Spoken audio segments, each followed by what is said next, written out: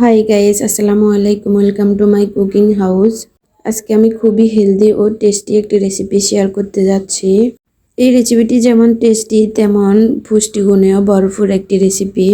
যাদের মুখে লুচি চলে গেছে তারা এই রেসিপি বানিয়ে একবার খেলে মুখে লুচি ফিরে আসবে। সো কথা না বাড়িয়ে চলুন মেন রেসিপিতে। এই রেসিপি তৈরি করার জন্য সর্বপ্রথম আমি রসুনের কোষ নিয়েছি 6-7টা। তারপর একটি পেঁয়াজ বড় সাইজের কেটে নিয়েছি। এখন আমি পেঁয়াজ রসুনগুলারেও কিছুক্ষণ ফ্রাই করে নেব। পেঁয়াজ রসুন যখন ফ্রাই হয়ে আসবে এই পর্যায়ে দিয়ে দেব কিছু শুকনো মরিচ। সব উপকরণ ফ্রাই করা কমপ্লিট। এখন আমি নামিয়ে নেব। তেল জড়িয়ে সব উপকরণ একটা চাকনিতে নামিয়ে নিচ্ছি।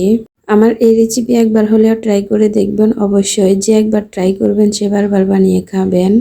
তারপর আমি এখানে দিয়ে দিচ্ছি সজনে পাতা। সজনে পাতা কেটে ধুয়ে ভালোভাবে পরিষ্কার করে এখন গরম তেলে দিয়ে দিচ্ছি। তারপর অনবরত নেড়ে ছেড়ে এই তেলের মধ্যে সজনে পাতাগুলারে ফ্রাই করে নিতে হবে।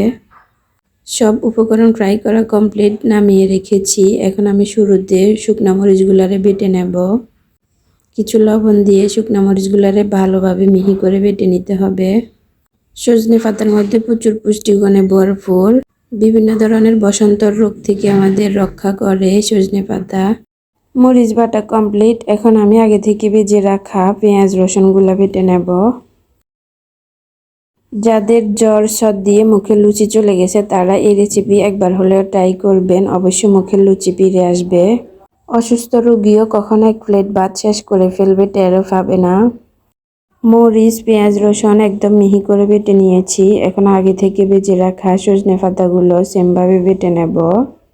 একদম মিহি করে ভালোভাবে বেটে নেব। আর এইভাবে কমপ্লিট হয়ে গেল আমার দারুণ টেস্টি ও হেলদি একটি ভর্তার রেসিপি। না খেয়ে থাকলে অবশ্যই বুঝতে পারবেন না এই রেসিপিটি কতটাই টেস্টি একটি রেসিপি। তারপর আমি একটা প্লেটের মধ্যে উঠিয়ে নিচ্ছি। আর এইভাবে রেডি হয়ে গেল আমার দারুণ টেস্টি একটি রেসিপি। তো আমার রেসিপি কেমন লেগেছে অবশ্যই কমেন্ট করে জানাবেন। ভালো লাগলে শেয়ার দিয়ে অন্যদের দেখার সুযোগ করে দিবেন। আল্লাহ হাফেজ।